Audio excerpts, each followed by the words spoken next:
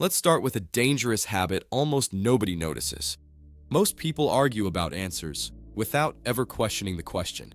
And that's how bad thinking survives for generations. Critical thinking doesn't begin with opinions. It begins with structure. Before asking, "What do I believe?" a critical thinker asks, "What is being assumed?" Because hidden assumptions control your conclusions. When people talk about the universe, they usually jump straight to explanations. Big Bang, evolution, creation, physics, philosophy.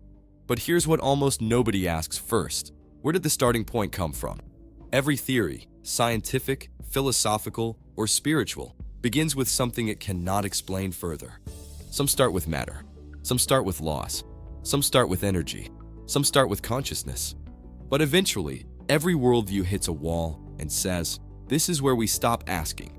That's not a flaw of science. That's a reality of reasoning. Critical thinkers understand this. Every explanation rests on an assumption. And smart thinking means identifying those assumptions instead of pretending they don't exist. When someone explains reality, a critical thinker quietly tests three things. 1. Where did the starting material come from? 2. What controls it? 3. What powers it? No matter what answer is given, physics, philosophy, or belief, those three questions always appear. If the answer becomes, "We don't know," that's not failure. That's honesty. But pretending one view is pure logic while another is only belief is where thinking becomes propaganda. Critical thinking respects uncertainty instead of hiding it. Now here's where minds really get manipulated. Look at a simple homework-style question. Do you think humans are still evolving? Sounds normal, right?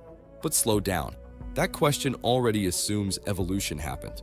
So if someone doesn't accept the assumption, they're trapped before they even answer. That's called a loaded question. It's a question designed to force agreement before discussion. Critical thinkers always ask, what does this question assume is already true? If the assumption is wrong, the entire conversation becomes biased. Real thinking doesn't begin with answers. It begins with fair questions. Indoctrination doesn't look like control. It looks like education without options. If students only learn conclusions, but never learn how conclusions are formed, they don't become thinkers. They become repeaters. They memorize instead of analyze. They defend instead of investigate. They follow instead of evaluate. True education doesn't say, "Here's what's correct." It says, "Here's how to test what's correct." That difference changes everything. If you want to actually think for yourself, train these. 1. Question the frame before debating. Ask what the question assumes. 2. Separate facts from interpretations. Data is not meaning. Meaning is built on data. 3. Follow the starting point. Every idea begins somewhere. Find it.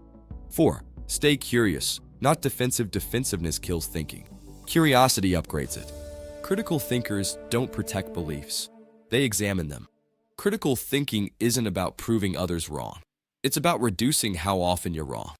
It's about noticing when emotion replaces logic, when tradition replaces investigation, when confidence replaces evidence, and when someone tells you what to think instead of teaching you how to think.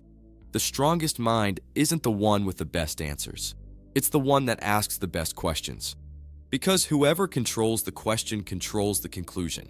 So don't just absorb ideas. Interrogate them.